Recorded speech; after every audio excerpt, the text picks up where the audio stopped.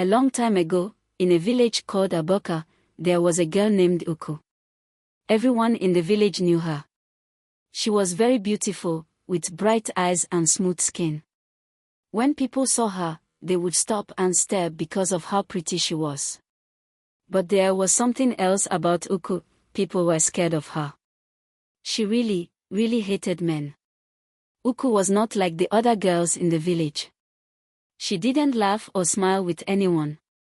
She always looked serious, and when men tried to talk to her, things got bad. She would not let them come near her. If anyone tried, she would beat them until they couldn't stand.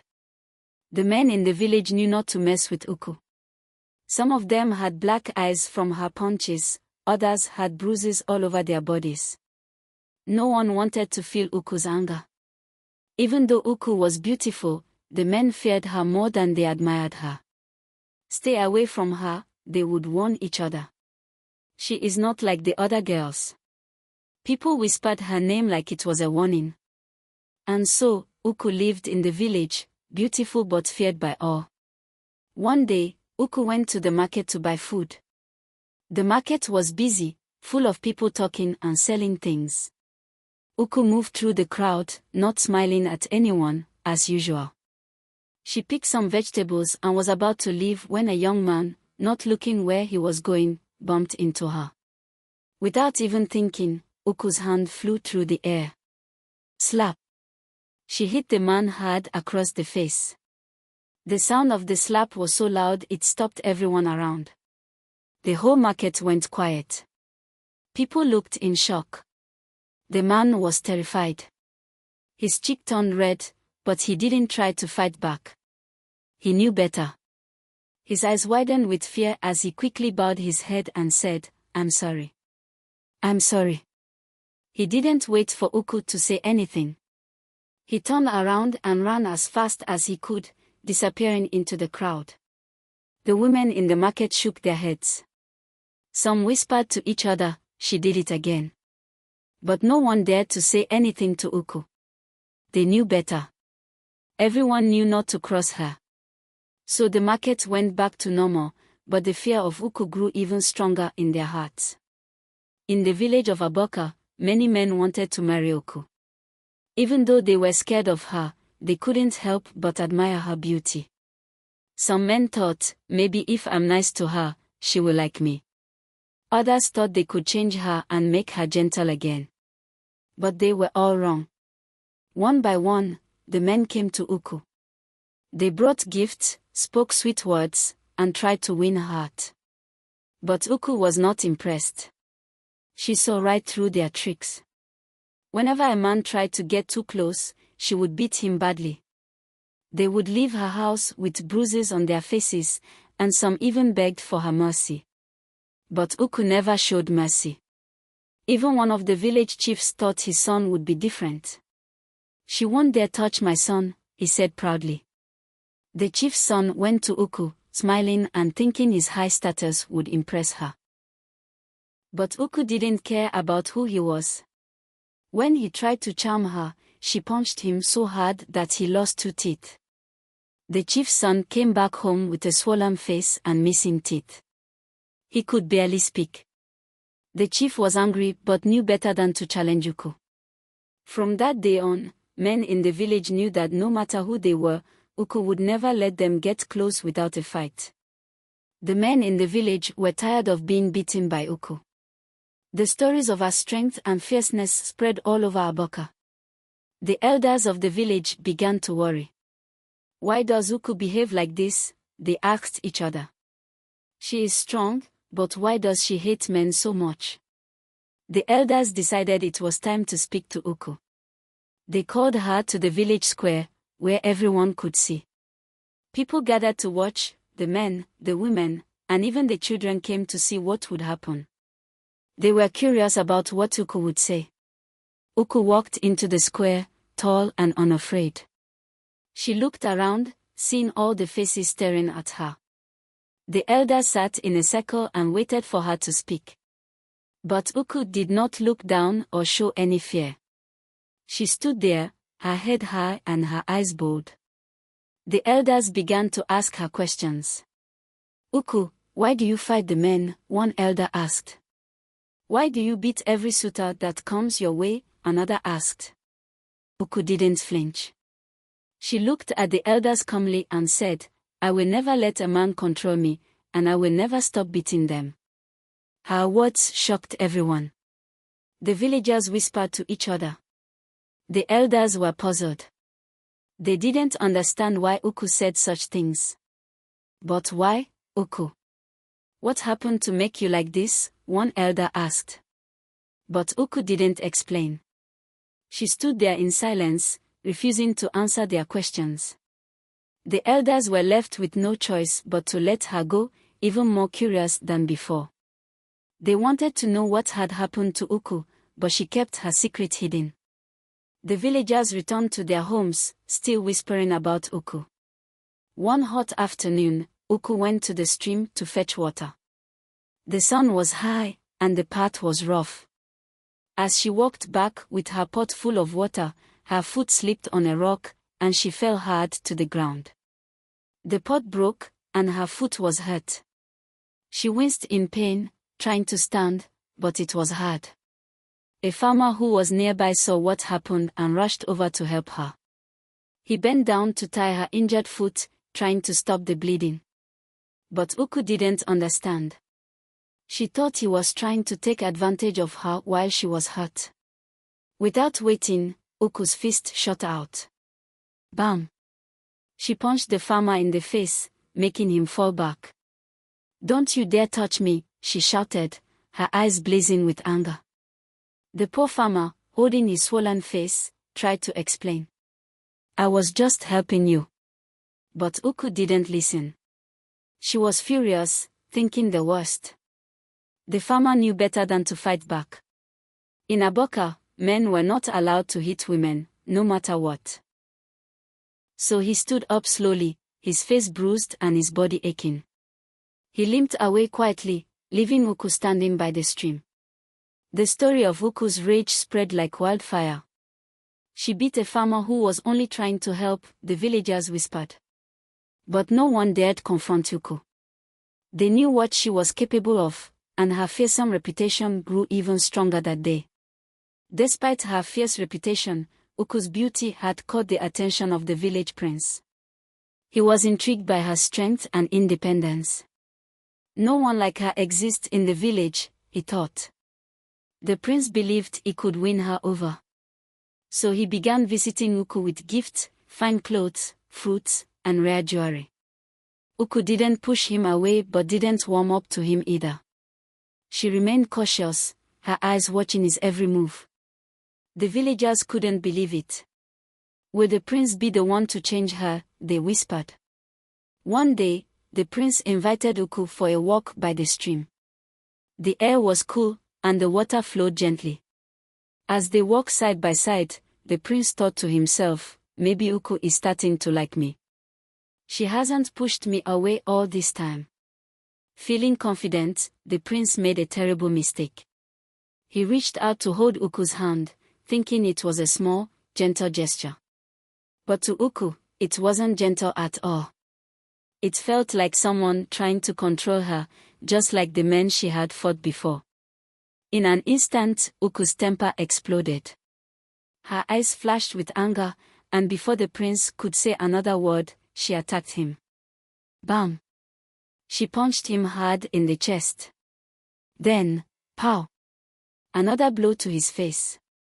The prince tried to defend himself, but Uku was too strong and too fast. She didn't stop until he was on the ground, bruised and bleeding. The prince's guards, who had been standing nearby, rushed over to help. They picked up the prince, who was too weak to stand on his own. His face was swollen and he had cuts on his arms and legs. They carried him back to the palace as quickly as they could. When the news spread through the village, people couldn't believe it. Uku had beaten the prince. They gasped. No one had ever dared to lay a hand on him. The village was in shock. Even though they knew Uku was fierce, they never thought she would go as far as attacking royalty. The whole village whispered about it, wondering what would happen next. When the prince returned to the palace, bruised and battered, the king was furious. "Who would dare do this to my son?" he roared. The servants trembled, but they all knew it was Uku. No one else in the village had the courage to lay hands on the prince. The king immediately summoned Uku to the palace. Word spread quickly through the village. Everyone rushed to the palace, eager to see what would happen. "How will Uku answer to the king?" they whispered. The palace courtyard was filled with villagers, all waiting for the fierce girl to arrive. When Uku finally appeared, she walked into the courtyard with her head held high. The people watched her, wondering if she would be scared. But Uku wasn't afraid. She stood tall before the king, her eyes bold and unflinching, just as she had done with the village elders. The king, sitting on his throne, looked at Uku with fiery eyes. "Why did you attack my son?" he demanded. His voice echoed through the courtyard, making the villagers shiver. But Uku didn't flinch. She stood in silence, her face hard and her eyes filled with both anger and pain. "Speak, girl," the king shouted again. But still, Uku said nothing. She kept her mouth closed, her heart pounding in her chest. The villagers leaned in, waiting to hear what she would say, but Uku kept her reasons hidden, refusing to explain herself to the king. The king's fury grew. "How dare you remain silent before me?" he shouted. But Uku remained as still as a stone, her secret locked tightly inside her. The villagers began to murmur among themselves, wondering why Uku had done it. But no one knew. For now, Uku's reason stayed buried deep within her heart. The king, growing more furious by the minute, pressed Uku again. "Why did you hurt my son? Speak now or face the consequences." Uku's heart felt heavy, and she could no longer hold back. Her strong, fierce face softened, and for the first time, the villagers saw something different in her eyes: pain. Tears welled up, and her voice trembled as she began to speak. "My father, the man who was supposed to protect us, he wasn't kind," she said, her voice low but full of hurt. The villagers leaned in closer, straining to hear. Uku's eyes filled with tears as she told the story she had kept buried for so long. "He beat my mother every day. He treated her like a slave, shouting at her, pushing her around. And whenever she tried to speak up, he would threaten her.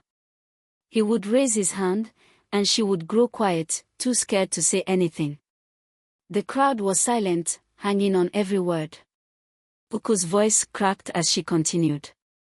"One day, my mother was pregnant. There was a small argument, something so small, but my father, he lost his temper. He beat her so badly that she fell to the ground. She lost the baby that day." Uku paused, her tears now flowing freely. "And soon after, she lost her life too." The villagers gasped, shocked by the terrible truth. Uku stood there, her body shaking with grief as she spoke of her mother's death. "I was just a child, and I watched her die. I could do nothing to help her." She wiped her tears but continued. "After my father died not long after, I thought I would be safe. But when I went to live with my uncles, it was no better." After her father's death, Uku thought the worst was behind her. She hoped her new life with her uncles would be different, that maybe she could find some peace. But what she found was even worse than before. Her uncles were cruel men, just like her father, but even more shameless. They brought different women to their house day after day. Uku would see them treat these women with no respect. They forced themselves on them, using harsh words and ugly actions. The women had no choice but to obey, too scared to fight back. And it wasn't just the women they brought home. Their own wives, the women who lived in the house with them, were treated just as badly. Whenever the wives tried to speak, to defend themselves or ask for help, Uku's uncles would raise their hands, ready to strike. The wives lived in constant fear, knowing a beating could come at any moment. They were threatened, pushed around, and sometimes hurt so badly that they couldn't stand for days. Uku watched all of this, day after day. She saw how the men in her life only knew how to control and dominate the women around them. They didn't listen. They didn't care. They only used their strength to make women feel small and weak.